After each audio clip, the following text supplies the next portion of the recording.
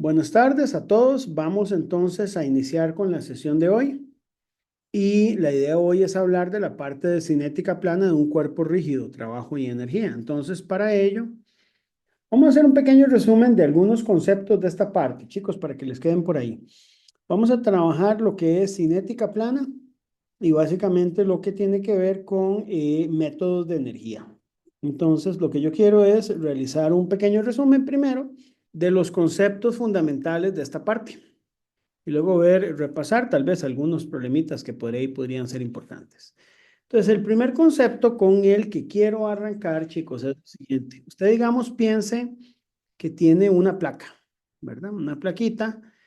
Piense que esta placa la vamos a, digamos que tiene un centro de masa, lo voy a dibujar aquí en negro, lo voy a llamar G, ese es el centro de masa de la placa. Y esta placa se encuentra dentro de un sistema de coordenadas, voy a llamarlo X aquí y Y acá. Puede ser cualquier otro sistema de coordenadas, pero vamos a trabajarlo con este sistema. La placa tiene una masa. La placa tiene un momento de inercia centroidal, que lo voy a llamar IG. Podríamos llamarlo I barra también, no hay ningún problema. Y entonces vamos a pensar que como ya esto no es una partícula, sino esto es una placa, esta placa puede tener una velocidad angular, digamos que tiene una velocidad angular en este sentido, voy a llamarla omega.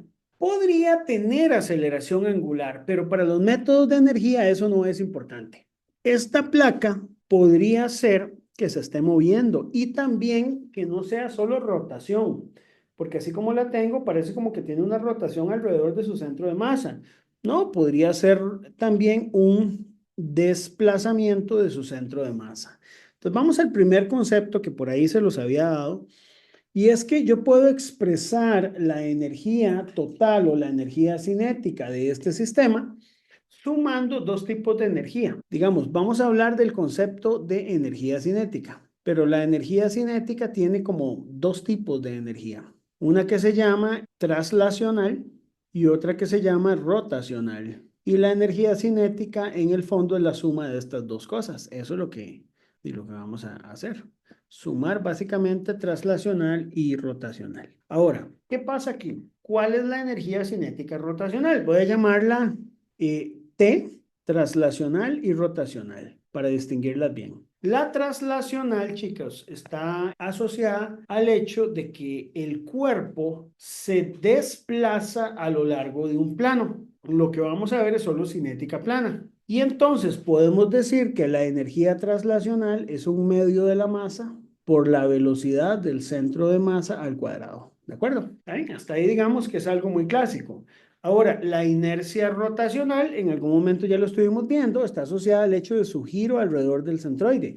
Podría ser que un cuerpo tenga energía traslacional y no rotacional, o al revés, ¿verdad? Pero la rotacional es un medio de la inercia centroidal por el omega al cuadrado, ¿verdad? Vea que es centroidal.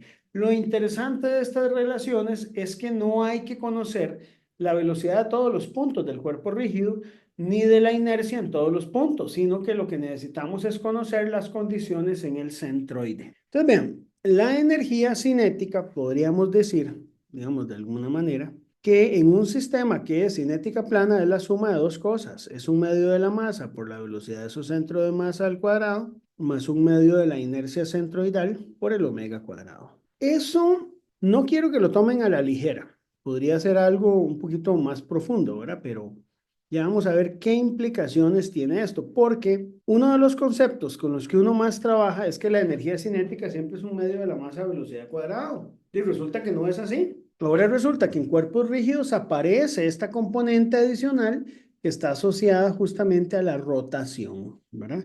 Y podría ser que un cuerpo solo tenga energía cinética asociada a rotación y no de traslación, ¿verdad? Podría ser que eso ocurra, ¿verdad? Viene un detalle importante, o sea, ¿cómo aplico esto? Por ejemplo, veamos un ejemplo conceptual. Voy a llamar ejemplo 1 a esto y es un problema muy sencillo para entender a qué nos referimos. Supongamos que usted tiene un disco. Este disco se encuentra sobre una superficie.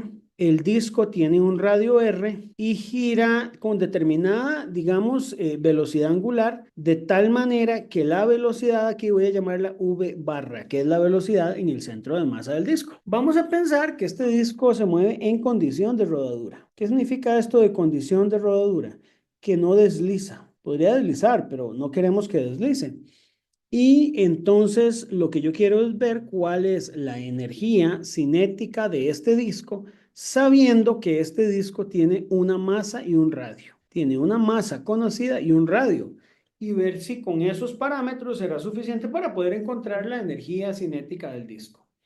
Entonces, ¿qué hace uno aquí? Uno lo que tiene que hacer es calcular las dos componentes y sumarlas. Entonces vos decís, claro, la energía cinética tiene que ser un medio de la masa del disco por la velocidad barra, que es la velocidad del centro de masa, es el VG al cuadrado. Ahí tengo la componente traslacional. Y ahora tengo que sumar un medio de la inercia con respecto al centro, digamos, centro de masa del disco por el omega cuadrado. Como aquí hay condición de rodadura, se cumple algo importante y es que la velocidad del centro de masa es omega por R y por lo tanto el omega es la velocidad dividida entre R, ¿de acuerdo? Esa es la condición de rodadura y yo puedo meter eso dentro de esta ecuación, sabiendo además que como esto es un disco, es un cilindro, el momento de inercia centroidal es un medio de la masa por el R cuadrado. Eso ya lo habíamos visto en alguna lección anterior. Entonces hagamos la sustitución. Vean qué curioso. Esto va a quedar, vamos a escribirlo así, mv cuadrado medios, digamos. Y es lo mismo, ¿verdad? La expresión de arriba. Aquí nos queda un medio por el momento de inercia, que es un medio de la masa R cuadrado, pero el omega es la velocidad entre el radio, pero está al cuadrado. Entonces yo podría escribirla como velocidad al cuadrado entre el radio al cuadrado. Cancelamos, vea que es interesante. Para este problema particular, la respuesta no depende del radio, no depende del radio. Depende solo de la masa y depende solo de la velocidad. Si sumamos un medio más un cuarto, porque ve que un producto de un medio por un medio es un cuarto, nos da 3 cuartos. Entonces, vea qué curioso. A mí siempre me ha parecido interesante esta expresión. Un medio más un cuarto son 3 cuartos. Resulta que la energía cinética de una rueda dando vueltas es 3 cuartos de la masa por la velocidad del centro de masa al cuadrado. No sé si usted es consciente de eso, ¿verdad? Curioso, ¿verdad? O sea, no es muy obvio pensar que ahí el factor tiene que ser 3 cuartos y eso es una rueda en condición de rodadura, ¿verdad? Entonces no es lo mismo una rueda girando en torno a su centro que una rueda girando en condición de rodadura. ¿Estamos de acuerdo hasta ahí? Muy bien. Ahora, yo quisiera extender este concepto un poquito más porque este concepto tiene aplicaciones muy particulares. Vamos a hablar de lo que es rotación no centroidal. Por ahí les dejé unos videos en la página de mediación virtual. Rotación no centroidal. Entonces ya hemos hablado de esto. En la lección anterior hablamos un poquito. Así como yo puedo hacer rotación no centroidal en fuerzas, puedo hacer rotación no centroidal en energías. En energías tiene algunas ventajas, como vamos a ver. En energías, digamos, si yo tengo un cuerpo cualquiera, aquí está el centro de masa G. Y aquí yo tengo un punto de pivote que lo voy a llamar O. Yo podría decir que hay una distancia entre O y G. Muy bien, hay una distancia entre O y G. Entonces, claro, pensemos que este cuerpo está rotando y pensemos solo en su velocidad angular, no nos metamos en su aceleración, porque en los métodos de energía no interesa la aceleración. Y supongamos que yo tengo una inercia centroidal. Entonces yo podría decir, bueno, ¿cómo podríamos escribir la energía cinética de este cuerpo? Incluso, vean, piensen que aquí esto se mueve con una determinada velocidad, una velocidad del centro de masa y que tiene que ser perpendicular a la línea que une los puntos O y G. Tiene que ser perpendicular a esta línea.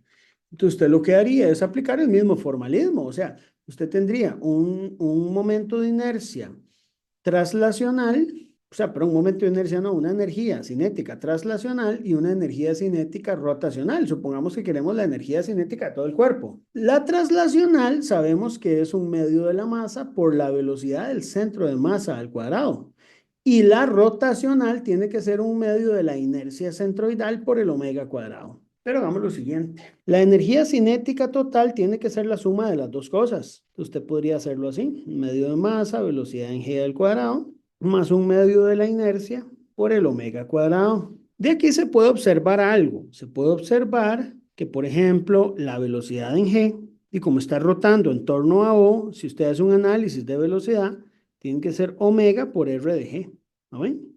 Entonces, si yo lo sustituyo aquí, esto va a quedar 1/2 de la masa, pero aquí queda una cosa interesante. Queda, como está al cuadrado, aquí queda omega cuadrado RG al cuadrado. Y esto es 1/2 de la inercia centroidal por omega cuadrado. Y saquemos aquí 1/2. Saquemos omega cuadrado de factor común. Y aquí nos queda una cosa. Voy a escribirlo de esta manera. Voy a poner aquí el IG y de este lado la masa por RG al cuadrado. ¿No les suena a ustedes esto como conocido? Es el teorema de los ejes paralelos, sí. Sí, Eso iba ¿verdad? a decir yo. Exacto, exacto. Teorema de ejes paralelos. Y sería el momento de inercia con respecto a qué punto? Con respecto a O, correcto.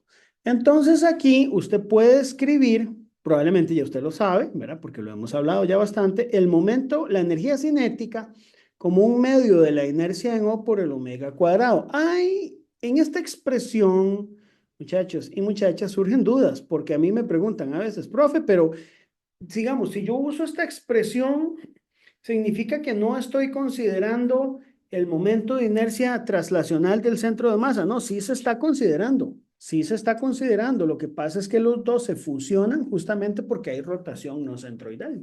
Y se puede calcular una energía cinética para ese sistema, ¿verdad? Está bien.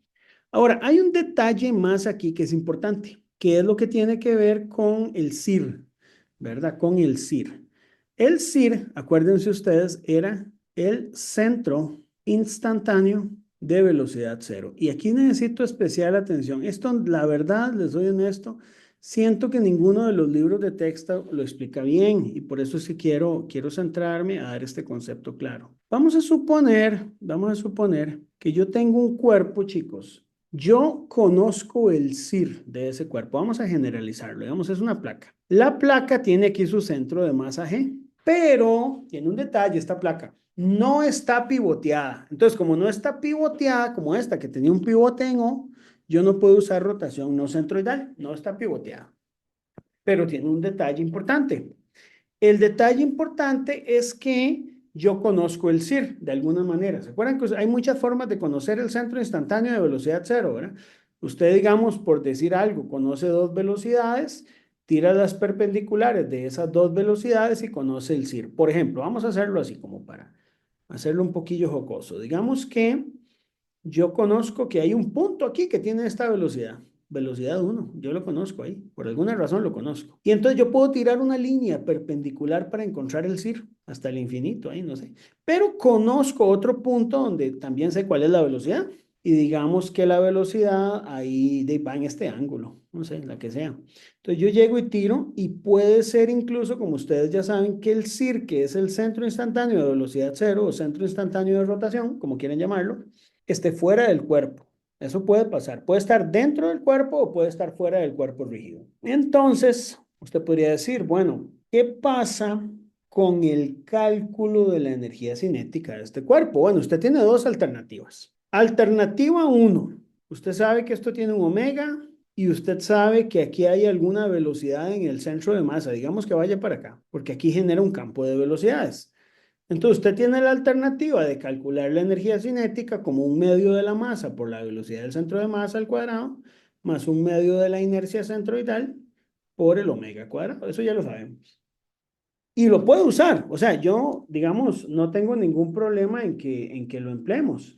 Pero entonces podríamos pensar en lo siguiente. ¿Por qué no pensar aquí en ver si se puede utilizar una expresión única para determinar esto, ¿verdad? Es decir, ¿será que yo puedo simplificar un poquito esto si yo tuviera un poco más de información? Digamos que yo tenga el momento de inercia en torno al CIR, lo voy a llamar IC, o sea, el momento de inercia con respecto al centro instantáneo. El IC es como una notación, nada más, ¿verdad? Entonces, si ustedes se ponen a verlo y ustedes dicen, mira, qué interesante, yo podría, por ejemplo, pensar en que tengo esta distancia, ¿verdad? Medida desde el IC, desde el centro instantáneo de velocidad cero. Y podríamos pensar en que el momento de inercia, ¿verdad? Respecto al IC, por teorema de ejes paralelos, sería el momento de inercia centroidal, ¿verdad? Más la masa por la distancia, no sé, podemos esta que está en amarillo, voy a llamarla D, podría deslizar, pero no queremos que deslice. Y entonces lo que yo quiero es ver cuál es la energía cinética de este disco, sabiendo que este disco tiene una masa y un radio. Tiene una masa conocida y un radio. Y ver si con esos parámetros será suficiente para poder encontrar la energía cinética del disco. Entonces, ¿qué hace uno aquí? Por esta distancia hasta el centro de masa al cuadrado. ¿Verdad? Yo puedo hacer eso. Y si ustedes aplican esto, se van a dar cuenta de una cosa. Ustedes también podrían escribir la velocidad de G como si fuera la omega por esa distancia hasta el centro de masa. ¿Verdad? Y no sé si ustedes van viendo por dónde voy. Eso significa que, por ejemplo, si yo tengo un medio de masa por la velocidad g, que ahora es al cuadrado omega cuadrado d cuadrado, más un medio de la inercia centroidal por omega cuadrado, y resulta que esto se podría escribir como un medio de, a ver, sacando el omega cuadrado, un medio omega cuadrado del IG masa por distancia cuadrada. O sea, vuelve a aparecer esta expresión de aquí arriba. Entonces, donde usted llega y aplica esta misma expresión aquí, vuelve a aplicar el teorema de ejes paralelos, usted podría decir que el momento, digamos, la energía cinética es un medio de la inercia con respecto al IC por omega cuadrado. No sé si esto lo sorprende o no, es como que vuelve a aparecer, verá siempre la misma expresión de la rotación no centroidal. Tal vez aquí lo más importante por ahí, quiero decirles, es que no podemos aplicar esto en fuerzas. Es decir, en fuerzas, si usted encuentra el centro instantáneo de velocidad cero, no podés hacer esto de escribir las fuerzas por rotación no centroidal, solamente cuando hay un pivote. Cuando hay un pivote en fuerzas se puede hacer lo mismo en los métodos de fuerzas. En el método de energía se puede hacer tanto cuando hay fuerzas como cuando hay un centro instantáneo de velocidad cero. ¿Estamos de acuerdo hasta ahí? Ok, vamos al siguiente concepto, chicos. Hasta el momento, digamos que podemos calcular las energías cinéticas de un sistema, lo cual nos da bastante alegría porque eso significa que hay un montón de problemas que podemos resolver con energías cinéticas. Ahora yo quiero que veamos lo siguiente, trabajo. Hablemos un poquito de lo que es el trabajo. No hay muchas sorpresas, chicos, trabajo. Ustedes ya saben calcular trabajo. Trabajo un resorte, bueno, el resorte queda igual, no hay problema. Trabajo del peso, tal vez eso sí vale la pena. Supongamos que usted tiene una barra horizontal y ella tiene aquí su centro de masa. Tiene una longitud y una masa. Y aquí está el piso. Ella empieza a caer, pero ella, a ver, está dando vueltas. Y cuando cae, cae, digamos, de manera vertical. Yo sé que hay que tener muchísimo pulso para que caiga de manera vertical, pero es solo una suposición, ¿verdad? Que en ese punto cayó de manera vertical. Aquí, digamos, usted se puede preguntar, digamos, aquí digamos que yo tengo la altura inicial que voy a llamarla h sub 1. Y aquí, la barra cayó a una determinada altura h sub 1 y ella tiene su longitud. La pregunta es, ¿cuál es el trabajo que hizo el peso? Porque aquí hay un detalle, no sé si ustedes lo ven.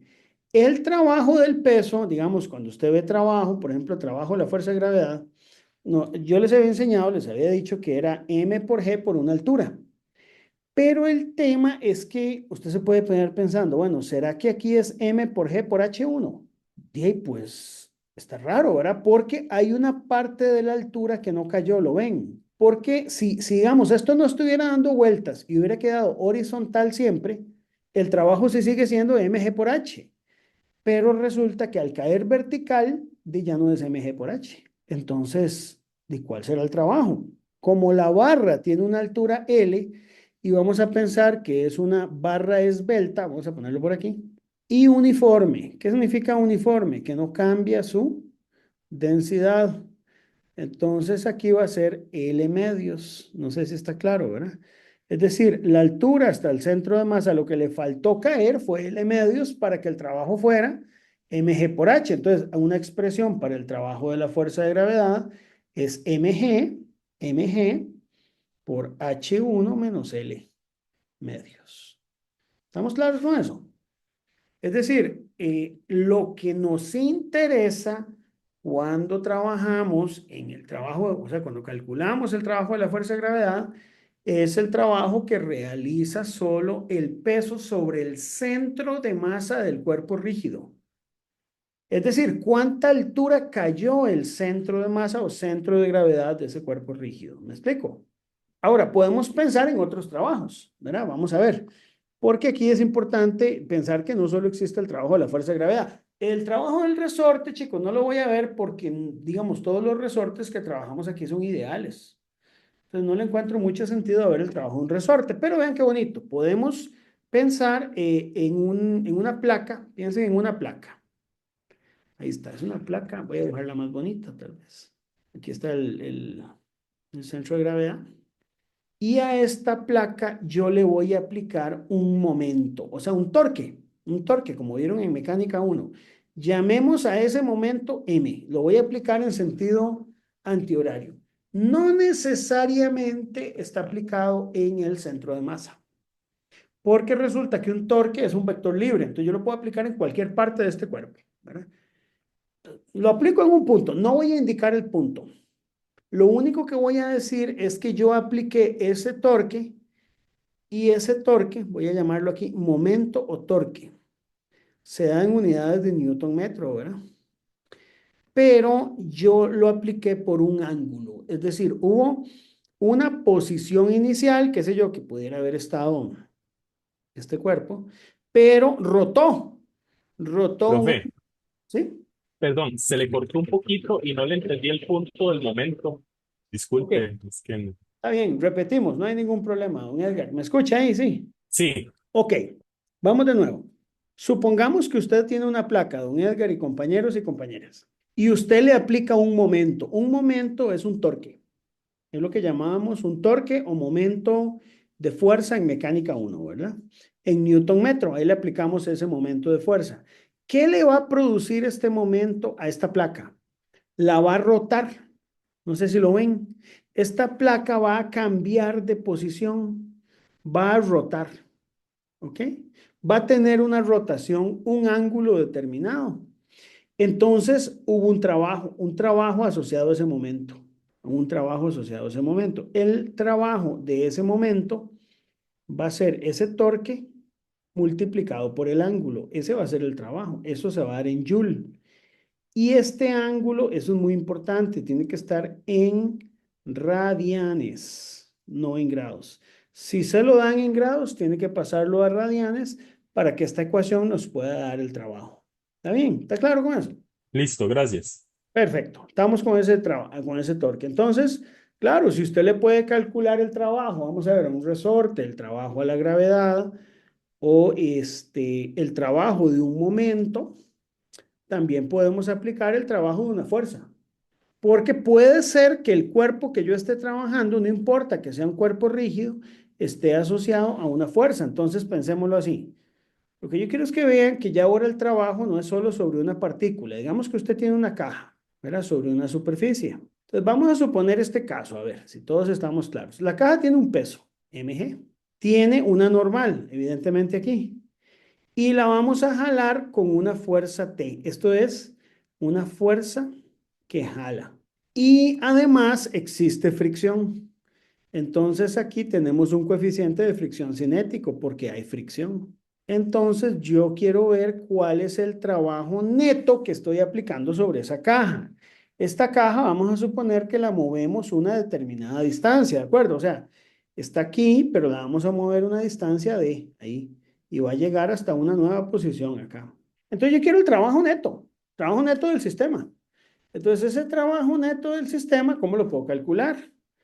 A ver, ese trabajo, no sé si ustedes estarán de acuerdo, es el trabajo de la fuerza que jala, la tensión, más el trabajo de la fuerza de fricción. ¿Estamos claros, verdad? ¿Cómo calculamos el trabajo de la fuerza que jala? Sería la tensión multiplicada por la distancia. Y es un trabajo positivo porque es el que está jalando a la caja. Pero ¿cómo calculamos el trabajo de la fuerza de fricción?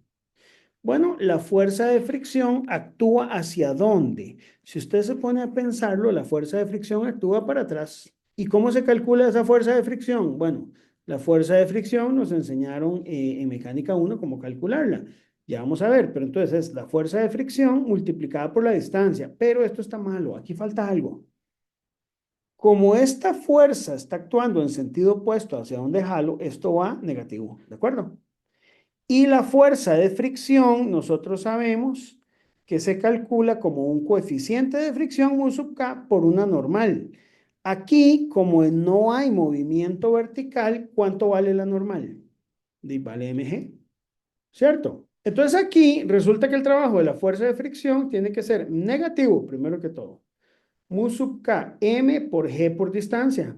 Entonces, claro, el trabajo neto va a ser la suma de estas dos, va a ser t por d menos mu sub k por mg por d. Y ya vamos, porque no quiero que lo tomen a la ligera. Vamos a ver. Eso significa que si yo saco factor común, tengo t menos mu sub k mg por una distancia, ¿de acuerdo? Y ese, digamos que es el trabajo neto. No sé, cuando usted llega a estas expresiones, es bueno que usted se pregunte algunas cosas. Por ejemplo, usted podría preguntar, ¿y qué pasa si yo llego y calculo esto y la fuerza de tensión es menor que mu k por mg? Es decir, ¿tiene sentido que ese trabajo me diera negativo? ¿Qué sé yo? Si yo tomo valores numéricos de t, de mu k, de mg y esto me da negativo, ¿tendrá algún sentido o será algo que no tiene sentido dentro de lo que yo estoy resolviendo? ¿Qué me dicen ustedes? Los escucho. Profe, yo pensaría que no tiene sentido. No, no tiene, Mario. ¿Y por qué no tiene sentido? Cuénteme, a ver. O usted o cualquier otro. ¿Cómo sé yo que no tiene sentido? Es como que la fricción es más que hacia donde uno está jalando. Entonces, Correcto. O sea, usted no ve a la fricción realizando trabajo, ¿verdad? La fricción no. no produce trabajo. Entonces, nunca la fricción va a poder superar a la fuerza T. Entonces, esto tiene una restricción. La restricción es que T, para que esta ecuación tenga sentido, tiene que ser mayor que mu k por mg. Si eso no se cumple, todo esto que estoy resolviendo aquí para el cálculo del trabajo de una fuerza no tiene sentido. ¿Cómo estamos con eso, chicos? Lo que yo quiero es que perdamos miedo a dos cosas. Número uno, ya sabemos cómo calcular energía cinética. Ya sabemos cómo calcular energía cinética incluso en rotación no centroidal y con respecto a un centro instantáneo de velocidad cero. Sabemos además que la energía cinética de una rueda no es un medio de la masa por la velocidad al cuadrado, es tres cuartos. No sé si usted de eso era consciente, ¿verdad? Y luego, ya vamos a derribar algunos mitos ahí, podemos calcular el trabajo casi que de cualquier fuerza. Ya sabemos calcular trabajo en resorte. No lo vi aquí, pero ya lo vimos en el primer parcial. Se puede calcular una fuerza neta cuando hay un desplazamiento. Y si hay una rotación, simplemente el trabajo es el momento por el ángulo, ¿verdad? Entonces yo creo que estamos listos para calcular cualquier trabajo. Vamos entonces ahora a pensar en lo siguiente, que esto, bueno, es como un poco más de formalización. Digamos, a ver, principio del trabajo y la energía. Principio del trabajo y la energía. El principio del trabajo y la energía, a ver, ¿tendrá algún cambio con respecto al de partículas? Porque ahorita estamos en cuerpos rígidos, ¿verdad? Entonces usted puede decir, bueno, ¿será que hay una versión distinta del principio del trabajo y la energía para partículas y otra para cuerpos rígidos? Porque se acuerdan que, digamos, la energía cinética de una partícula era un medio masa a velocidad cuadrada, pero ahora ¿qué hicimos? La energía cinética de un disco resulta que nos dio tres cuartos de la masa por velocidad cuadrada. Qué raro, ¿ah? Resulta que no debería haber algún cambio, debería seguirse cumpliendo igual. Es decir, si yo tengo energía cinética inicial, y sumo todos los trabajos entre dos posiciones, siempre y cuando los calcule bien, usando las ecuaciones correctas de cuerpos rígidos, entonces tengo la energía cinética al final. Y siempre y cuando calcule bien las energías cinéticas. Todo sale bien. O sea, debería seguirse cumpliendo lo mismo, ¿verdad? Ok. Podríamos pensar en lo siguiente. Conservación de energía. Conservación de energía mecánica. La conservación de energía mecánica aplica para lo que son sistemas conservativos. Entonces, digamos, si yo tengo un sistema que es conservativo, pues evidentemente tiene que seguir cumpliendo la conservación de energía mecánica. Si no fuera conservativo, yo podría decir, bueno, tengo la energía cinética más la energía potencial, aquí puede ir resortes y gravitatoria, digamos, que son lo que trabajamos. Voy a escribirla de esta manera, ¿verdad? E es resortes, G es gravitatoria, más el trabajo de las fuerzas disipativas, voy a llamarlo así, disipativas. Eso es fricción y otro que está trabajo negativo. Tiene que ser igual a la energía cinética final más la energía potencial, tanto gravitatoria final como elástica. Muy bien, pero esta es la ecuación general, ¿verdad? Para sistemas conservativos, yo les paso todo esto ahora a mediación, ¿verdad? Para que lo tengan en cuenta. Para sistemas conservativos, esta suma de trabajos de fuerzas disipativas es cero. Y entonces tenemos esta expresión, que es T1 más VG1 más VE2, que es igual a T2 más VG2 más VE2, donde esto se llama energía mecánica. Bueno, aquí es, ya tengo metido un error, aquí es 1, ¿verdad? Ahora sí. Esto se llama energía mecánica. Entonces, todo esto sería la energía mecánica inicial en el punto 1 es igual a la energía mecánica final y esto es en sistemas conservativos, ¿verdad? O en sistemas conservados. Me gusta llamar la palabra conservativos. ¿Ok? Muy bien, entonces, ¿de qué es la gran novedad que tenemos hasta el momento? Que hasta el momento no hay diferenciación entre trabajar la conservación de la energía mecánica y el principio del trabajo de la energía en problemas de cuerpos rígidos. Bueno, entonces, vamos a ver algunos ejemplitos. Básicamente eso es, chicos. Digamos, lo que hay que saber en trabajo y energía no es mucho. O sea, es hacer apenas algunos ajustes con respecto a lo que ustedes ya conocen. Pero yo creo que vale la pena hacer algunos ejemplitos conceptuales para aprender a pensar. A mí me gusta como poner ejercicios que nos pongan a nosotros a pensar por ahí. Quiero que veamos este ejercicio. Este ejercicio es curioso, vean. Vamos a suponer que yo tengo, este es un ejemplo, que yo tengo un disco ahí que rueda sobre una superficie. Ya le vamos a poner masa y todo eso, ¿verdad? Pero ese disco, fíjate que está conectado a una barra. Por ahí hay un ejercicio parecido en la práctica, que no sé, alguno de ustedes me lo preguntó. Esa barra está conectada a una masa, vamos a decir que es un collarín, pero ese collarín puede deslizar a lo largo de una barra. Puedes deslizar. Lo que vamos a hacer es lo siguiente. Yo voy a tener un ángulo inicial. Voy a llamarlo zeta sub cero. Puede ser 45 grados, digamos. Y el sistema se suelta del reposo, lo cual implica que inicialmente todo está estático, digámoslo así. Ahora sí, pongámosle algunos valores. Voy a ponerle, digamos, al disco un radio R, a la barra una longitud de 5R. ¿Verdad? Le vamos a poner. O sea, la barra es 5 veces más grande que el radio. Y vamos a suponer que los dos, digamos, hay una relación de masas. Este tiene una masa M y este también tiene la misma masa M. O sea, tiene la misma masa, nada más que una barra es 5 veces más grande. Es como que agarramos plasticina e hicimos la barra más larga. Y aquí este es un collarín cuya masa también es M. O sea, tanto el collarín como la barra, como la rueda, resulta que tienen la misma masa. Nada más que conocemos la longitud de la barra, 5R, la longitud del disco, que es R, y ¿qué queremos saber? Lo que queremos saber es lo siguiente. Nosotros sabemos que el ángulo va a ir cambiando. El ángulo zeta va a ir cambiando. ¿Por qué? Porque esto cambia conforme se mueve, ¿verdad? Entonces me interesa, por ejemplo, vamos a decir que, qué sé yo, la velocidad angular del disco. ¿Cómo? Como función del tiempo, como función de zeta, si quieren verlo así. Es decir, zeta va cambiando. Él inicia en una posición inicial, pero vas a tener una posición final. E incluso vamos a hacerlo un poquito más interesante. Vamos a decir que me interesa la velocidad del disco cuando el ángulo zeta es igual a cero. ¿Está bien? Vean qué bonito. Cuando el ángulo zeta es igual a cero. Es más, ¿por qué no hacemos lo siguiente? Vean qué bonito. Ya que estamos viendo el problema, vamos a ponerle esta barra AB. ¿Y por qué no vemos también la velocidad angular de la barra AB cuando zeta es igual a cero? ¿Ves? Estos son los problemas que usted tiene que saber manejar. Y si quiere, saca el collarín, no importa, ¿verdad? ¿Cómo puede uno formularlo? A mí lo que me interesa es la formulación. Este problema, como aquí hay rodadura sin deslizamiento, ¿verdad? Vamos a pensar que es un problema donde yo puedo usar conservación de la energía mecánica. Entonces vamos a aprender a aplicar bien conservación de la energía mecánica. Para poder resolverlo, hagamos lo siguiente. Mi propuesta es la siguiente. Hagamos dos diagramas.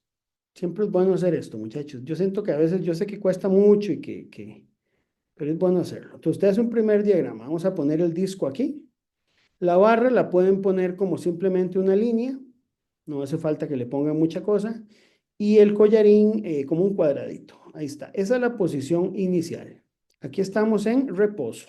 Y para indicar que esto rueda sin deslizar, pueden hacer esto. Del otro lado, vamos a poner la segunda posición. ¿Cuál es la segunda posición? Cuando cita vale 0, que sería la misma rueda, traten de hacer el diagrama más o menos a la misma altura ahí, ¿verdad? Con decencia. Aquí tenemos el punto A, aquí que me quedó feo, pero aquí lo repintamos. La barra B y aquí el collarín, ¿verdad? ¿Ah? Lo siguiente, aquí ya no está en reposo necesariamente, ¿verdad? Entonces lo siguiente, lo que sigue es lo siguiente, ¿dónde voy a poner el nivel de referencia? Porque yo podría poner el nivel de referencia en varios lugares, o en B, o en A, o aquí abajo. Mira, yo lo puedo poner donde yo quiera. Me parece que lo más inteligente es poner el nivel de referencia para la energía potencial en el centro del disco. ¿Por qué? Ven qué interesante. Porque la energía potencial en la posición final, ¿cuánto es? 0. Porque estás a una altura 0. Ya vamos a ver eso, ¿verdad? La posición inicial no es 0, pero la posición final sí. Y entonces, una vez que hemos puesto esto, vamos a formular, vamos a invocar la energía potencial, la conservación de energía. Entonces, invoquémosla. Energía cinética más energía gravitatoria, pero es que aquí hay 3 gravitatorias. La del disco, entonces GD, la de la barra AB y la del collarín B. Son las 3 gravitatorias. No tengo del resorte. Voy a ponerle así, UGB. Y esto lo vamos a poner en posición 1, ¿está bien? Entonces, para entender bien la notación. Y en la segunda parte sería la energía cinética, que ya vamos a verla. Incluso vamos a hacer un trato. Para que la ecuación no me quede tan larga, voy a usar una notación más simplificada. Permítanme usar una notación más simplificada. Usualmente en estos problemas hay una gran cantidad de términos, pero prefiero usar una notación más simplificada. Entonces, permítanme escribirlo así.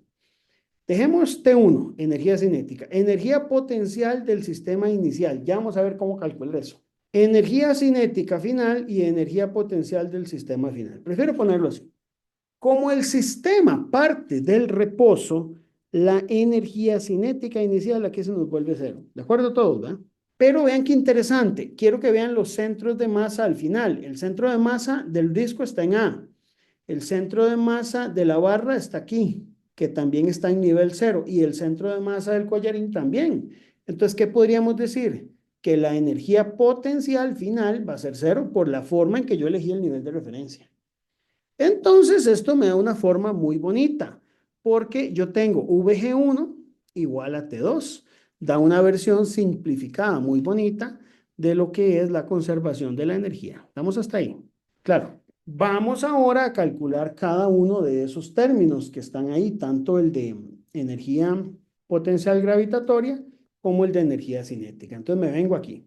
Lo que yo quiero, chicos y chicas, es que aprendamos el formalismo, cómo razonar. Entonces, con calma, ¿cuál sería la energía potencial de inicial? Ahora sí, la energía potencial inicial, voy a escribirlo con verde, voy a ponerlo con azul, implica 3 energías. La del disco, la inicial, la de la barra, AB, la inicial, esto es un 1, y la del collarín, digamos B, la inicial, ¿de acuerdo?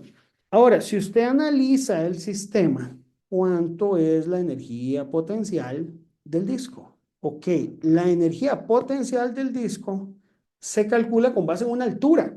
Y como esa altura es 0, porque coincide con el nivel de referencia, el mg por h, que me daría el h de la altura, hace que esta energía que yo tenga inicial en el disco se me vuelva 0. ¿Estamos de acuerdo?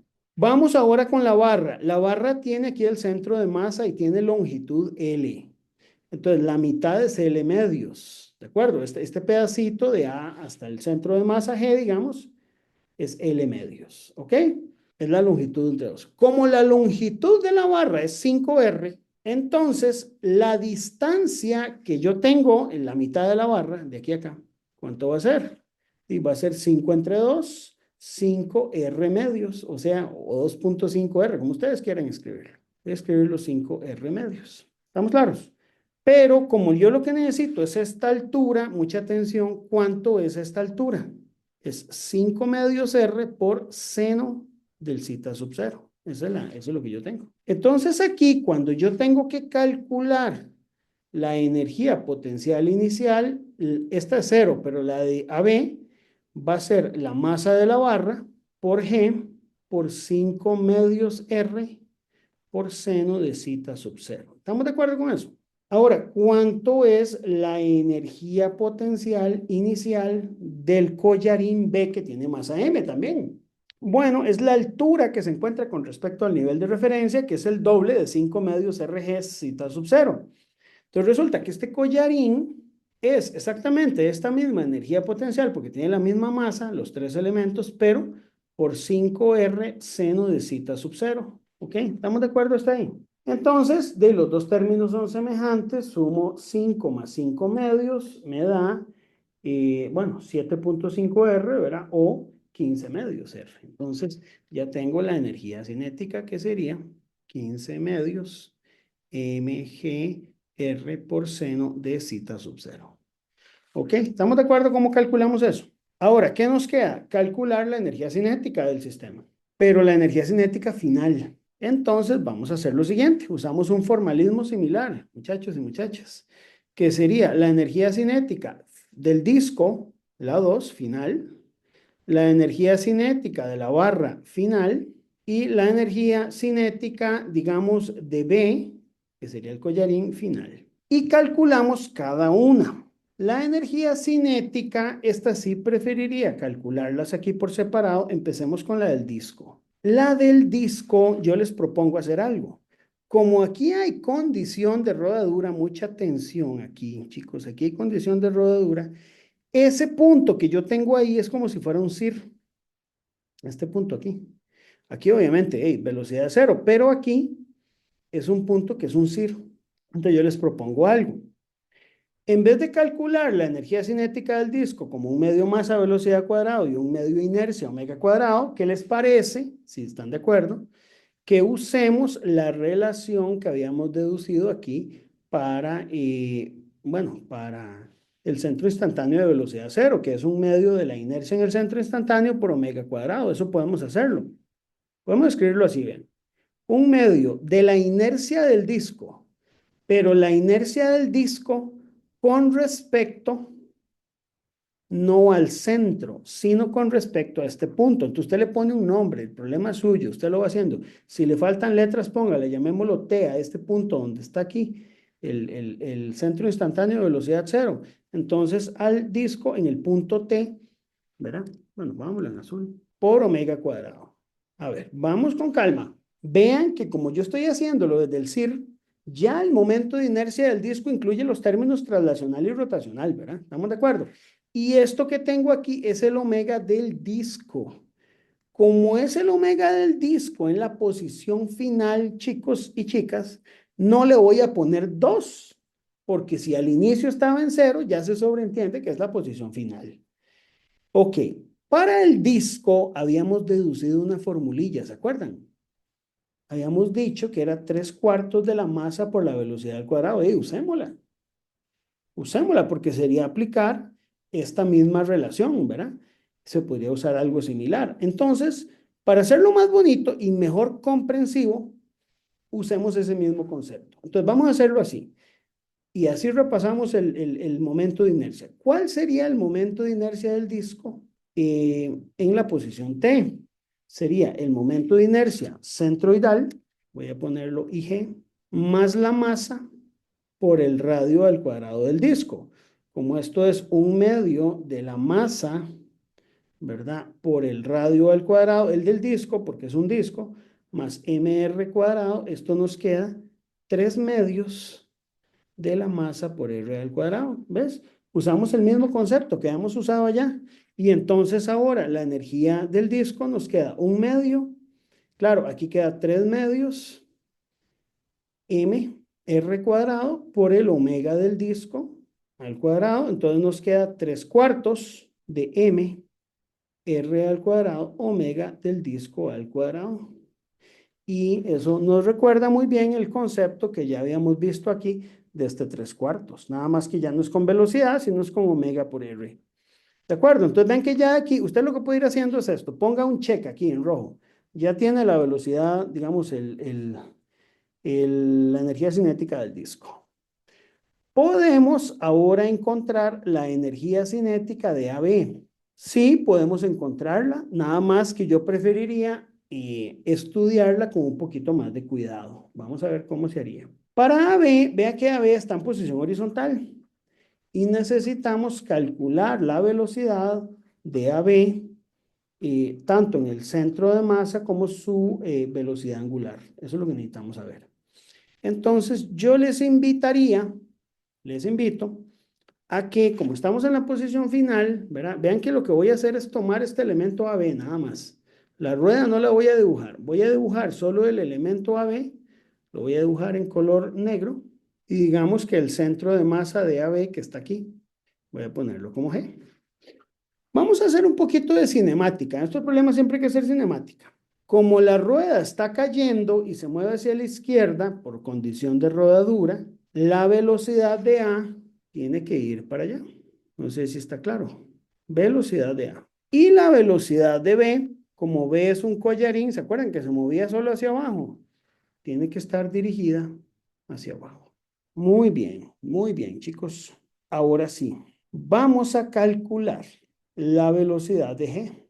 Vamos a calcularla. ¿Por qué? Porque resulta que este cuerpo, para poder sacar el momento, digamos, o sacar la energía que yo necesito, que es la del AB, vamos a llamarlo AB, necesito sumar un medio de la masa por la velocidad de G al cuadrado, más un medio de la inercia de la barra por omega cuadrado. ¿Por qué? Porque aquí no tengo, hasta el momento con lo que he analizado, no tengo rotación no centroidal. Entonces vamos a hacer una cosa, Profe, ¿sí? Dígame. ¿verdad que ahí el CIR es en A? Ajá, correcto, eso es a lo que íbamos. El CIR es en A. Vamos a ver por qué. Si usted tira una línea perpendicular a la velocidad en B, queda aquí. Voy a dibujarla aquí, pero debería estar encima de la misma barra. Y tira una línea perpendicular a A, resulta que el CIR quedó aquí. Entonces usted tiene dos alternativas, chicos. O usa esta formulita, pero entonces tendríamos que, vea, voy a usar esta formulita. Tendríamos que calcular la velocidad de G. Podríamos hacerla con base en el CIR, ¿verdad? Pero hay que calcular la velocidad de G, donde aquí la velocidad de G, si usted lo hace sabiendo que este es el CIR, debería ser el omega de la barra AB por la mitad de la longitud de la barra, que como es 5R, dijimos que es 5R medios. Esta es una opción, ¿verdad? Y sabemos que es vertical. Es una opción. ¿No ven?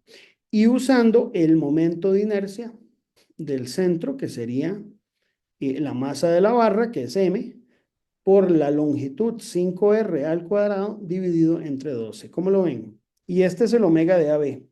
Sí, está claro. O fue muy rápido. Es que cuando usted tiene el CIR, recuérdenlo así. Voy a explicarlo un poquito más detallado. La velocidad de G es igual a la velocidad de A más la velocidad de G con respecto a A. Pero como A es el CIR, la velocidad de esto es cero. Y la velocidad de G con respecto a tiene que ser el omega de la barra, que en este caso esperaríamos que fuera para allá, multiplicado por la mitad de la longitud, que es 5 medios R. ¿Ok? Si procedemos de esta manera, es bonito porque nos queda lo siguiente.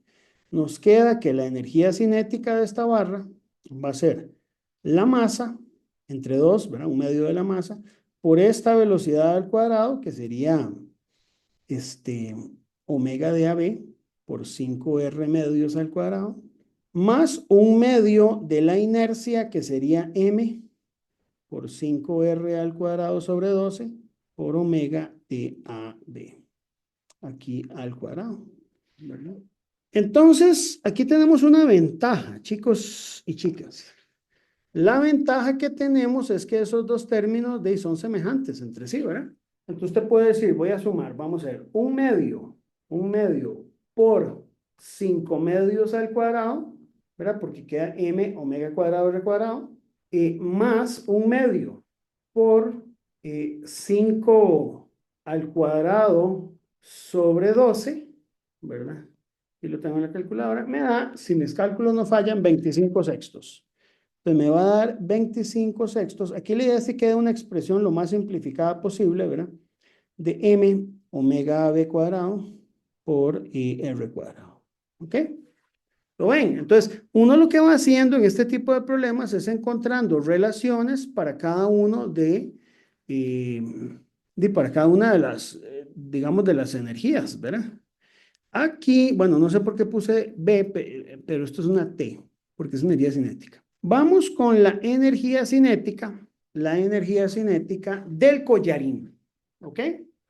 Que es la energía cinética de B. Devolvámonos al collarín aquí. En este punto, vamos a ver cuál es la energía cinética del collarín. Para el collarín, podemos hacer lo siguiente. Podemos pensar en que la energía cinética del collarín en 2 solamente es traslacional, porque el collarín solo se mueve en forma vertical. No sé si eso estará claro, ¿eh? Yo espero que sí, ¿verdad? Si usted ve el collarín, solo se mueve hacia abajo. Entonces, la única componente que vas a tener es un medio de la masa del collarín. Como los tres cuerpos tienen la misma masa, pues no hay que hacer distinción, por VB al cuadrado. Ahora, yo quiero que usted vea una cosa. El VB de la barra y el VB del collarín son iguales. ¿Por qué? Porque están en el mismo punto. Hay coincidencia geométrica. Entonces, aquí el valor del VB, ¿cómo lo obtiene uno? Sería, como esto tiene un centro instantáneo en A, y usted analiza la barra, resulta que la velocidad de B es el omega de la barra por la longitud de la barra, que es 5R. ¿Estamos de acuerdo? Entonces, la energía cinética del collarín va a ser un medio de la masa por omega AB cuadrado, ¿verdad? Por 5R al cuadrado. Entonces nos queda 25 medios de la masa omega AB cuadrado R cuadrado. Antes de seguir con el resto del cálculo, hay un detalle que no quiero que perdamos. Y es que el término de TAB de la barra y el del collarín son semejantes. O sea, semejante significa que ambos dependen de la misma velocidad angular AB porque están correlacionados. Entonces, vean, tengo que devolverme de esta ecuación. Ya tengo las tres energías cinéticas, ¿ok? Ya tengo las tres energías cinéticas. Y entonces puedo sustituirlas en T2, ¿de acuerdo? Puedo sustituirlas en T2. Vamos a sustituirlo así, después vamos a analizar cómo y qué información por ahí puedo sacar importante.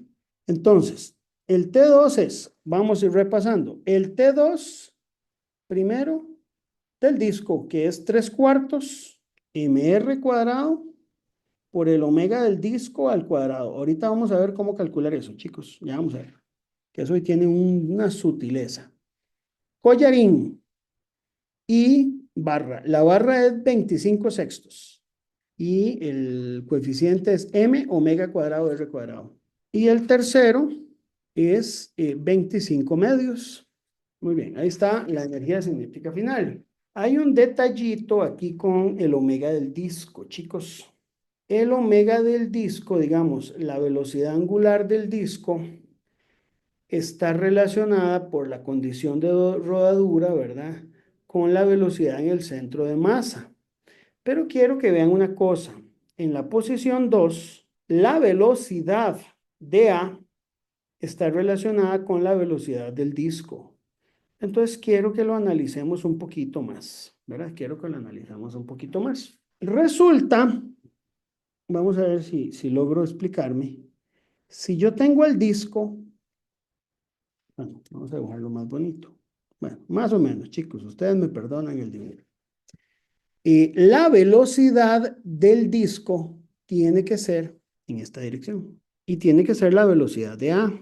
Y el disco, como se está moviendo con un determinado omega del disco, esta velocidad de A está relacionada con el omega del disco multiplicado por el radio por la condición de rodadura. Pero quiero que vean una cosa. ¿Cuánto es la velocidad de A? Pregunto yo. ¿Cuánto es la velocidad de A? Es cero porque está en el CIR, ¿no? Es cero. Entonces, chicos, aquí es donde viene el salto cuántico. Estas son las cosas que a veces dicen, ¿cómo se me tiene que ocurrir? Bueno, la velocidad de A es cero porque está en el CIR. Entonces, el omega del disco, ¿cuánto es? De ahí, la única forma que dé cero, o sea, para que esto dé cero, es que el omega del disco tiene que ser cero. No, ¿cómo lo ven? Muy, muy salvaje. Es que si no, digamos, para que VA de cero, despéjelo de aquí, es cero entre R, tiene que ser cero. Pero no entendí por qué voy a cero. Vamos de nuevo, sí, porque ese es el concepto. Porque cuando usted llega y busca el CIR, usted lo que hace es tirar una línea perpendicular de VB y perpendicular a VA. ¿El CIR estamos claros que está en A o no? Sí. Si usted ubica un CIR, por definición, ¿qué es un CIR? ¿Qué es un centro instantáneo de velocidad cero? Es un punto donde la velocidad es cero en ese instante. Por definición ya, nada más. Usted encontró el CIR, ahí la velocidad es cero. Y entonces, si ahí la velocidad es cero, el omega del disco tuvo que ser cero. ¿Está bien? Ok. Ujú. Sí, a ver, esto es a ver, yo sé que ahorita estamos en la clase, en caliente, usted llega, se toma un cafecito ahora, después de las 3, lo piensa y lo remedita. Prométanme que lo van a remeditar, porque estas son las cosas que hay que saber. Por eso escogí este problema, ¿verdad? Ahora, sigamos. Ya sé el omega del disco, da cero, ¿verdad? Ahora quiero el omega de la barra. Profe, una pregunta. ¿Sí? ¿Esa velocidad también se puede ver como cero? Porque sencillamente el collarín cuando baja a partir del ángulo cero, ¿Sí? la única opción que tiene el disco es devolverse. Ujú. Exacto. Entonces por eso que se puede ver como cero. Eso es lo que llama punto de retorno. Uno lo ve en termo, ¿verdad? Punto muerto superior o punto muerto inferior, ¿verdad? Este es un punto de retorno donde el disco tiene que devolverse porque para que siga cayendo, él está rodando en un sentido y ahora tiene que rotar en el otro sentido. Entonces ese punto, que es un punto de retorno, es un punto donde el disco tiene velocidad cero y ya uno empieza a sentir que tiene sentido hasta ahí, ¿verdad? Moisés fue el que me habló, ¿verdad? ¿Está bien? Ok, muchas gracias. Ahora, sigamos, porque nos falta la velocidad de AB, la velocidad angular de AB. Entonces, como la velocidad del disco es cero por definición, esto da cero, pero los dos términos del T2 los puedo sumar. Son 25 sextos, voy a sumarlo aquí en la calculadora, más 25 medios, da 50 tercios, chicos. Si no me falla aquí el álgebra. Ahí estamos, ¿verdad? Pero entonces vayámonos a la expresión que teníamos acá, que era justamente que el T2 es igual al VG1. Ya yo tengo la expresión del VG1, ¿se acuerdan? Es esta. 15 medios MGR seno de zeta. Entonces, usted puede poner así en su examen, no sé, sustituyendo en 1, entonces 1, ¿quién sería? Usted pone aquí, esto es 1. Ahí está, ¿verdad? Sustituyendo en 1. Entonces usted dice, yo tengo vamos a ver, 15 medios MGR seno. Eso sería la energía potencial. Y la energía cinética es 50 tercios M omega B cuadrado por R cuadrado. Estamos hasta ahí, ¿verdad? Supimos lo que hicimos, ¿verdad? Agarré VG1 y T2. T2 ya lo tenía resuelto aquí, da esto, ¿verdad? Esto es T2. Y VG1 ya lo tenía de aquí. Entonces nada más los igualo, los sustituyo, ¿verdad? Y ahora simplificamos. Vean que el problema no depende de la masa, ¿verdad? Entonces se nos va la masa, se nos va un R. ¿Se acuerdan que yo siempre les digo que es importante que usted haga estas simplificaciones, ¿verdad? Y luego, aquí lo que nos queda es despejar omega AB. Voy a despejarlo con cuidado, porque tampoco quiero ser irresponsable. Entonces voy a hacer 3 pasa a multiplicar, 50 pasa a dividir y R pasa a dividir, 50R, por, esto es una fracción, 15 medios G seno de zeta sub 0 es igual a omega AB. Ahí, ¿verdad? ¿Está bien? Ok, entonces tenemos 3 sobre 50 por 15 sobre 2, ¿verdad? Eso nos da 9 sobre 20. Entonces esto nos queda, vamos a ponerlo aquí, 9 sobre 20, G entre R se escribe así, seno de zeta sub 0 y le sacamos la raíz. Vean, yo sé que el 9 no me quedó muy parecido me quedó parecido a la G, pero voy a dibujarlo un poquito más bonito para que no hayan confusiones. Esto es un 9. Ahí digamos, ¿está bien? Ok, está bien. Y tal vez aquí, como último comentario, no lo pedí yo, pero yo puedo haber sabido cuánto es la velocidad del collarín. ¿De acuerdo? Puedo.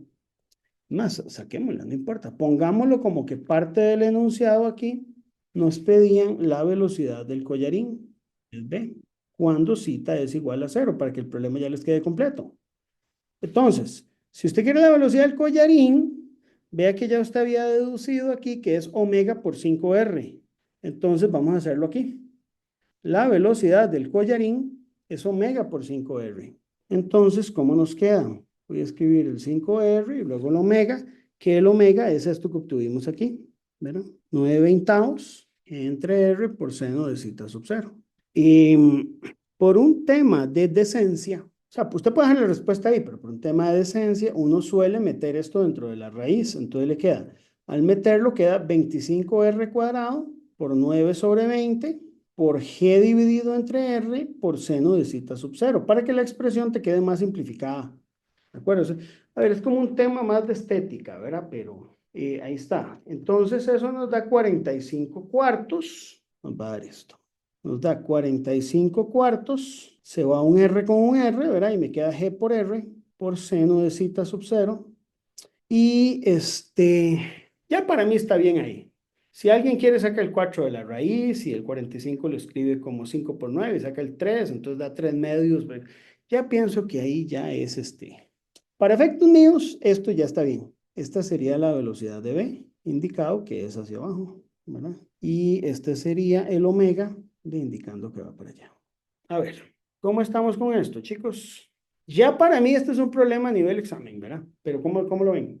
Vean que en el fondo, no sé si ustedes lo sienten como yo, ¿verdad? Pero es un poquito más de álgebra y nuevamente reaplicar las definiciones de conservación de energía. No es que estamos haciendo una ley nueva, simplemente estamos aplicándola de una manera distinta, ¿verdad? Ese es el asunto con este tipo de problemas, ¿verdad? Digamos, hay cosas que no se pueden hacer. Por ejemplo, si yo quisiera saber cuál es la aceleración de no sé, angular, o la aceleración del elemento B en esta posición, yo no puedo derivar esta expresión, porque esa expresión no está en términos de zeta. Zeta sub 0 es una constante, ¿me explico? Entonces, si usted quiere analizar la aceleración de B, ¿qué tocaría hacer? No lo vamos a hacer, porque es una loquera, pero se puede hacer. Analizar, digamos, si usted quiere la aceleración de B, tendrías que utilizar el principio de D'Alembert y hacer sumas de fuerzas. Eso es lo que tocaría hacer, ¿verdad? ¿Estamos de acuerdo con eso, chicos? No sé, ¿alguna pregunta? Déjenme ver si queda un concepto. Creo que... vamos a ver. Ya esto lo vimos. Creo que... Bueno, sí quedan algunas cosillas, pero no en trabajo y energía. Es más bien lo que yo les había hablado, no sé, del carrete de Newton, ¿verdad? Y de la carrera de los cuerpos rodantes. ¿Se acuerdan de eso? Que hablamos en la última lección. No sé si lo pensaron por ahí. Entonces, quisiera hablar hoy, ya para el cierre, en estos últimos minutos, aprovechar el tiempo, sobre lo que es... No sé si hay preguntas hasta aquí. Los escucho, chicos. ¿Cómo estamos? ¿Está bien? Bueno, ahí lo pueden revisar con calma. Quería, a modo de ejercicio, que lo vimos por ahí en clase, hablar de la carrera de los cuerpos rodantes. Entonces, les recuerdo cuál era el problema. El problema de los cuerpos rodantes era el siguiente. Usted tenía un plano inclinado, ¿verdad? En ese plano inclinado colocas un cuerpo rodante. Ese cuerpo rodante podía ser una esfera, podía ser un cilindro o podía ser un aro. Y entonces había que ver si usted los pone todos al mismo tiempo, cuál llega primero abajo, ¿verdad? Entonces, les propongo que lo piensen así. Esta es una forma de pensarlo. Vamos a pensar que este cuerpo rodante tiene un radio, pero el radio es muchísimo más pequeño que a ver, que la longitud de todo el plano. Pensemos que es chiquitito con respecto al plano, porque para no pensar a meternos en detalles como por ejemplo, ¿de qué pasa si cambio el radio de los cuerpos? Porque La otra es que pongamos que todos los cuerpos tienen el mismo radio, pero digamos, eso no es lo relevante. Yo voy a poner a competir 3 cuerpos, uno que sea un disco de radio R, no importa, pongámoslos todos con el mismo radio. Ese va a ser un medio, el momento de inercia, mr al cuadrado. Otro que va a ser la esfera, que va a ser 2/5 de mr cuadrado. Y voy a tener uno que es un aro o un anillo, no sé, es mr cuadrado. Entonces, vean, hagamos un trato. Van para efectos de notación, esto no te lo dice el problema, yo voy a definir una constante 1/2, una constante 2/5 y una constante 1, donde el 1/2, 2/5 y 1 es el factor que está por delante del mr cuadrado. Eso me sirve para poder plantear el problema para todos los casos, ¿verdad? ¿Está bien? Entonces, ¿cuál cuerpo va a llegar primero? El que alcance mayor velocidad. A ver, pensémoslo así. El cuerpo que alcance mayor velocidad es el que va a llegar aquí a estar primero, después de una caída, ¿verdad? Entonces, vamos a resolver el problema considerando centro de masa y centro de masa aquí, ¿verdad? Que aquí hay una caída de determinada altura y que los 3 cuerpos van a recorrer esa misma altura, ¿verdad? Incluso aquí va a haber un ángulo, llamémoslo zeta, que es una constante, no cambia, ¿verdad? Entonces vamos a hacer lo siguiente. Como hay que considerar algo, vamos a considerar que aquí hay rodadura sin deslizamiento. Y como no hay deslizamiento, entonces el sistema es conservativo. Y si el sistema es conservativo, se puede aplicar lo mismo que vimos hoy, que es conservación de la energía mecánica. ¿Estamos de acuerdo? Podemos entonces decir, bueno, yo voy a agarrar un cuerpo X, cualquiera de estos 3, y vamos a hacer conservación de energía. T1 más VG1 es igual a T2 más VG2. Por razones que ya conversamos, es mejor tomar el nivel de referencia aquí, para que al final este cuerpo no tenga energía potencial, y aquí vamos a decir que parte del reposo. Por lo tanto, la energía cinética es 0 y nos queda que VG1 es igual a T2, ¿de acuerdo? ¿Dónde? ¿Qué tienen que hacer ustedes? VG1 es básicamente M por G por H. Es la energía potencial que usted tiene en el sistema, ¿verdad? El T2 sí hay que tener cuidado, chicos, porque el T2 podemos calcularlo como la energía cinética de este cuerpo redondo, pero con respecto al punto de contacto que es el CIR. A ver, voy a marcarlo aquí en rojo. Es el CIR que está aquí. Es el CIR. Entonces, usted puede calcularla, o sea, de esta manera. 1/2 de la inercia del centro instantáneo CIR por el omega cuadrado. Donde tu omega se relaciona con la velocidad. ¿De acuerdo? Incluso si usted quisiera relacionarlo con velocidad, sabes que aquí hay condición de rodadura y la velocidad es omega por F, ¿verdad? O sea, la velocidad del centro de masa, voy a llamarlo así, es el omega por el radio. ¿Cómo calculo el momento de inercia con respecto al IC? Yo creo que aquí nos cabe, vamos a ponerlo aquí. Es el momento de inercia centroidal, que es kmr cuadrado. ¿Por qué K? Para no tener que resolver el disco, la esfera y el aro, pongo un K y ya yo estoy resolviendo los 3. Nada más uso el K de 1/2, 2/5 o 1 cuando me convenga. Más mr cuadrado. Teorema de ejes paralelos. Saco el mr cuadrado, me queda un K más 1. Esto es una herramienta que uno usa mucho en mecánica, ¿verdad? Ahora sí, escribamos esto en términos de la energía cinética en la parte 2. La energía cinética entonces va a ser 1/2 de la inercia con respecto al IC, que es esta, mr cuadrado por K más 1. Y todo esto multiplicado por el omega cuadrado, podemos dejarlo como omega cuadrado, ya sea que usted quiera dejarlo como omega cuadrado o que usted quiera resolverlo en términos de velocidad. También podemos escribirlo en términos de velocidad. Queda como más bonito porque se elimina el r cuadrado, digamos. Si lo escribís en términos de velocidad, vamos a ver, lo vamos a escribir así, para que a ver, se los voy a regalar en términos de velocidad, para que lo vean bonito, vean. Aquí el omega es la velocidad entre r. Entonces, cuando usted llega y sustituye aquí el omega como velocidad entre r, le queda, ve qué bonito, velocidad al cuadrado entre r cuadrado. Y entonces aquí ocurre algo que a mí siempre me ha parecido mágico. Por eso me encanta la mecánica. Se cancela el r cuadrado. Pero resulta que el bendito problema de la energía cinética ya no depende del radio, ¿verdad? Entonces vamos a ver, escribámoslo así. V cuadrado entre 2 por m. Pongámoslo, bueno, pongámosle aquí la masa, no importa.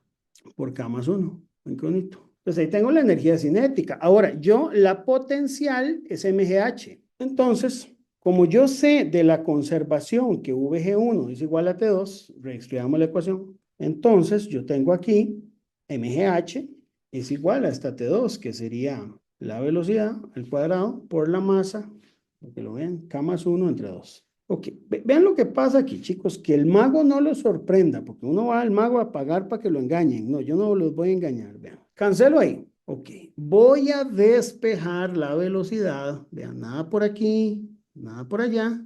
2GH. ¿Todo el mundo ahí? ¿Nadie se perdió? Entre K más 1 raíz. Ahora lo que sigue es interpretación. Vean qué cosa más hermosa. Qué cosa más preciosa es la mecánica. Vean, esto es sensibilidad 100%. ¿Cuál de estos 3K es el mayor? ¿Un medio, 2/5 o 1? ¿Cuál es mayor? El 1. 1. Si usted mete aquí un 1, si usted mete ahí un 1, como es el mayor, le va a dar la velocidad menor, porque está en el denominador. Le va a dar la menor. Véalo así, es más, lo voy a sustituir. Si usted aquí mete el K por 1, aquí es 1 más 1, 2, se cancela el 2 con 2, la velocidad del centro de masa es solo G por H, porque el 2 se canceló con el 2. Ese sería el aro o el anillo. ¿Ok? Ahora, ese es el que dio mayor. Ahora, ¿cuál da menor? El menor K es el de la esfera. Y entonces, si el K menor es el de la esfera, como está en el denominador, la velocidad mayor, esta es la del aro. Ahora, la de la esfera tiene que ser la más grande. La del aro es la más baja, pero resulta que la de la esfera es la más alta. Es la más alta de las velocidades. Es más, para que quede absolutamente claro, yo lo voy a sustituir aquí. Entonces, yo tengo 2/5 más 1, voy a hacerlo así, 2 entre 2/5 más 1, eso me da 10 séptimos, me da así, vean. Y aunque no se ve muy elegante, voy a sacarle la raíz, o sea, se ve una hediondez, yo sé que sí, pero me sirve para efectos de comparación. Como les digo, se ve horrible, pero es aproximadamente 1,195 veces la raíz de GH. Nada más le estoy sacando la raíz a 10 séptimos, ¿de acuerdo? Y vamos con el último K, que es el K del 1 medio, que sería la velocidad del cilindro, digamos, o de la barra. Si usted sustituye K por 1 medio, 2 entre 1 medio más 1, da 4 tercios. Entonces aquí le queda raíz de 4 tercios, G por H. Y esto, la raíz igual no se ve muy bien, pero bueno, es para efectos decimales, equivale a 1,155 de GH. Entonces vamos a la interpretación, chicos, para que se la lleven para el café y la degusten bien bonito. El aro es el que tiene la menor velocidad, entonces este llega de último. La esfera, ¿qué pasa? Tiene la mayor velocidad, llega de primero y este llega de segundo. ¿Qué les pareció? Lo cual vean que es interesante porque hay un razonamiento. La velocidad depende de la masa, ¿no? Usted puede tener un cilindro de 1 tonelada y una esfera de 1 kilogramo 1000 veces más pequeña y llega primero la esfera que el cilindro, porque no depende de la masa. No depende del radio, no depende del radio. ¿Depende del ángulo del plano? No depende del ángulo del plano. ¿Depende de la gravedad? Bueno, la velocidad sí, pero siempre y cuando lo hagamos en el mismo estado mismo campo gravitacional, no va a cambiar. ¿Ven qué bonito? Es decir, este es un problema donde el cuerpo que llega de primero y el que llega de último y el que llega de segundo está únicamente definido por la forma del cuerpo. ¿Está bien? No sé si alguno de ustedes había razonado ese problemita que les dejé la vez pasada ahí, lo pensaron, ¿no? Profe, al final de cuentas era como ya había dicho, de la inercia. A ver, ¿qué habías dicho? Contame, a ver. Que depende de la inercia, decías vos. Dice, Sí y no. porque el que tiene Vamos a menos ver. inercia es el que llega más rápido porque se resiste menos al rotar. Sí, pero es que no es de la inercia, es del coeficiente que está enfrente de la inercia, ¿lo es? Porque vos puedes tener una masa de 1 tonelada, tiene más inercia, digamos, el que tiene más masa que el que tiene menos masa, pero fíjate que la masa no es lo que es la forma, es este coeficiente que me define la forma. Sí, sí. Bueno, ya por ahí entonces, Iba por ahí, no, estamos de acuerdo, o sea, tu intuición andaba bien, nada más que Y claro, ya formalizándolo, ¿verdad? Ya queda más claro. Chicos, vean, una de las cosas por las que uno tiene que aprender mecánica 2 es por esto, porque muchos problemas, mucho razonamiento dentro de la ingeniería es formalismo. El formalismo, a ver, esto no esta vez es tan fácil de explicar porque el formalismo es cómo poder aclarar conceptos de cosas. Eso es el formalismo. Cómo utilizar las principales reglas, digamos, de la mecánica para de poder probar cosas, demostrar cosas, darse cuenta de cosas, responder preguntas sencillas. Eso es mecánica. Puede gustarnos o no gustarnos, pero eso es mecánica. La mecánica es poder responder este tipo de preguntas. Entonces, se los dejo ahí como razonamiento, ¿verdad? Espero pues que lo mediten por ahí. Yo voy a subir igual los apuntes y el video de esta lección por ahí en el mediación virtual, por si alguien quiere repasarlo, ¿verdad? Y de ahí, no sé, ojalá que estas 2 horas aquí virtuales hayan valido la pena, ¿verdad? Ojalá que sí. Traté de hacer mi mejor esfuerzo para que fuera así, pero de eso sería. No sé si hay alguna pregunta antes de culminar. Bueno, si no es así, les agradezco a todos, de verdad, a todos sin excepción, que se hayan conectado estas 2 horas, los aportes que hicieron. Ya solo el ponerme atención, sé que es un esfuerzo. Y de ahí, esperemos a ver el viernes qué pasa. Ahí nos estamos conversando. Muchas gracias. Muchas gracias, Gracias, profe. profe. Hasta Muchas luego. gracias, profe. Profe, hasta luego. Profe, una pregunta. ¿Sí? ¿Usted de casualidad va a poner la pizarra esta compartida para que nosotros la podamos ver o nada más va a subir la clase, el video? No, voy a subir la pizarra también. La pizarra porque la idea era que no tomaran apuntes, ¿verdad? La pizarra y el video, las dos cosas. Ok, está bien. Más bien le agradezco mucho. Muchas gracias, profe. Bueno, hasta luego. Chao. Bueno, hasta luego. Buenas Bueno, tardes. profe, pura vida, muchas gracias. Bueno, con mucho gusto, Carlos. Nos hablamos ahí.